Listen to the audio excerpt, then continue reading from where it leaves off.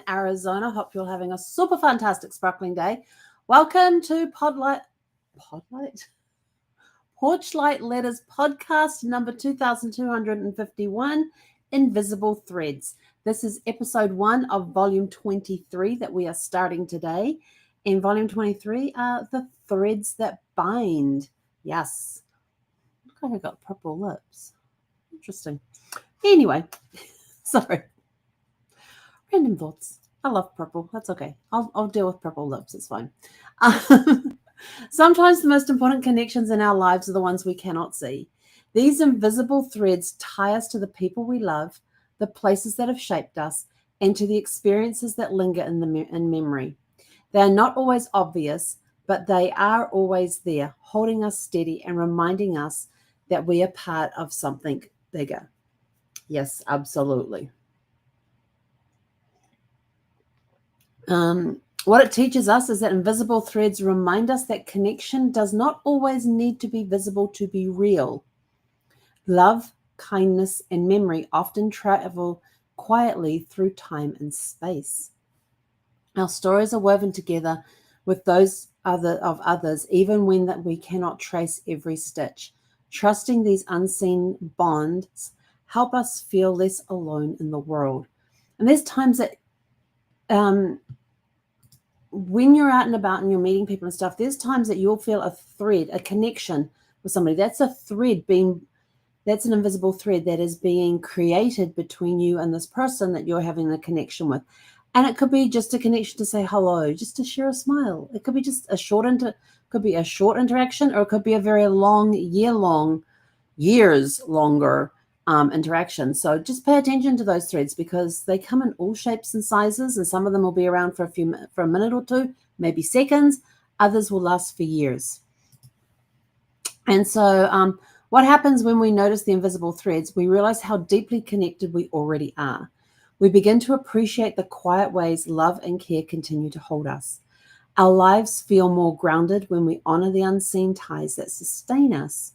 These threads can guide us forward, even through uncertainty and loss. Yes, and even when we lose somebody, there is still a thread there. Otherwise, we wouldn't have grief. If you think about it, if we did not have that connection to that loved one, we would not grieve them if we didn't have a thread connecting with us. And we will keep grieving them, having grief show up for years beyond that. Beyond their date of passing, because of that thread. So that invisible thread, even it does not sever when they die. It still stays attached to their spirit and their soul, which is why we can feel them at times, why we feel their presence at times, why we feel guided by them at times, why we feel like sometimes they're just sitting over our shoulder, just watching us and just saying, just pop in to say hi. It could be nothing, Barry, nothing bad. That's all right.